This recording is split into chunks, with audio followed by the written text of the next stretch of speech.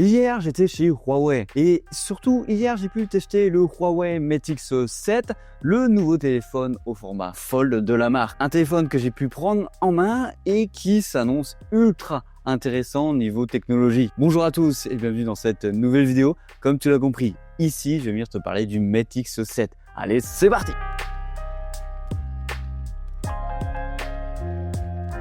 Pour commencer dans le vif du sujet, il est vendu actuellement en France, tu peux aller l'acheter tout simplement, il est à 2099 €. Et avec son offre de précommande, tu auras la Watch Fit 4 Pro, une superbe montre connectée que j'ai pu tester sur la chaîne. Si tu veux aller voir la vidéo, elle est en description comme d'hab. Et 1 an de protection de Huawei Care. Ce téléphone-là, il est dispo en 2 coloris pour nous en France. On a la couleur rouge et la couleur noire. Perso, j'ai un faible pour la couleur noire, je trouve ça beaucoup plus discret. Et c'est notamment celle que j'ai eu le moins en main dans cette présentation de produit. Et pour ce prix, on a la version 16 Go de RAM avec 512 Go de stockage. Au niveau du design, on se rapproche vraiment du luxe à la chinoise. C'est-à-dire un téléphone avec un toucher très sympa qui fait un produit vraiment très haut de gamme. On a des très bonnes finitions. À l'arrière, on a un dos en cuir vegan. En gros, on a une finition en semi-cuir texturé, ce qui offre une très bonne accroche, mais qui ne peut pas forcément plaire à tout le monde. Je sais qu'il y en a plein qui aiment bien avoir un dos bien lisse, efficace derrière et pas du tout un semi-cuir. Le téléphone, lui, est protégé par le verre Gollum Glass Crystal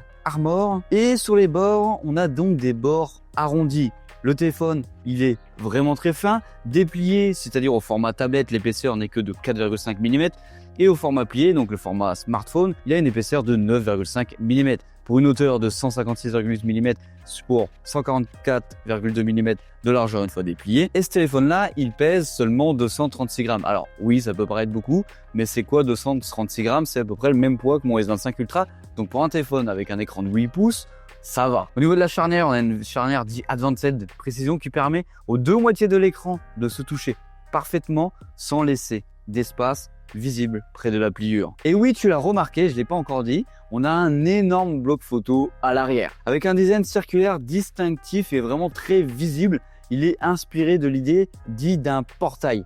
C'est vrai que ça ressemble à un portail, mais il est surtout vraiment très imposant et très épais. Et c'est normal, il cache plutôt bien son jeu. Parce que ce Mate X7, il embarque des technologies hyper polyvalentes par un téléphone pliant de ce format-là en photo. Sur le capteur principal, tu vas retrouver un capteur Ultra Lightning de 50 mégapixels avec une ouverture variable physique. Qui dit physique, c'est-à-dire qu'on a un ajustement mécanique de son ouverture de f1.4 à f4.0 sur 10 paliers, ce qui te permet de gérer la lumière entrée dans le téléphone et surtout de gérer aussi la profondeur de champ que tu as derrière un sujet. Bien sûr, ce capteur-là, il est en red, yellow et yellow blue, c'est-à-dire qu'il utilise une matrix qui utilise les pixels jaunes, qui augmente la captation de lumière de 30 à 40%, mais aussi un téléobjectif qui fait aussi macro de 50 mégapixels avec un zoom optique de 3,5. Ce capteur il est capable de faire une mise au point très courte, distance de 5 cm. Et perso, pour mes premières impressions, c'est le capteur qui m'a le plus surpris et que j'ai plutôt apprécié sur ce type de produit.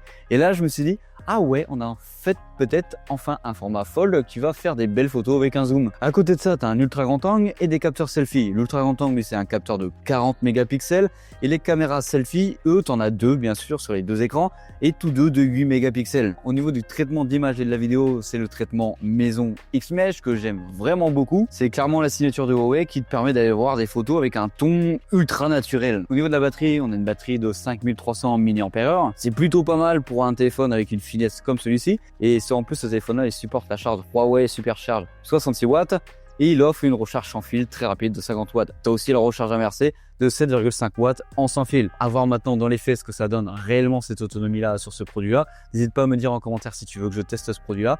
Peut-être, pourquoi pas, on testera le produit. J'en attends quand même pas mal au niveau de l'autonomie, car souvent les formats Fold ou les formats pliants de base, ils n'ont pas de batterie de folie. Au niveau des écrans, comme d'hab, tu retrouves deux écrans. Mais ici, ils utilisent la technologie Huawei X True. En gros, tu as l'écran principal. L'écran, quand tu viens l'ouvrir, c'est une dalle OLED de 8 pouces avec une définition de 2416 par 2200 pixels, LTPO, c'est-à-dire 1 à 120 Hz, et il atteint un pic de 2500 nits. Sur l'écran façade, bien sûr, on est toujours sur une dalle OLED, sauf qu'ici, on est sur un écran de 6,49 pouces avec une définition de 2444 par 1080 pixels, montant jusqu'à 3000 nits. De ce que j'ai pu voir, on est vraiment sur des très bons écrans ultra performants qui t'offrent une immersion assez sympa.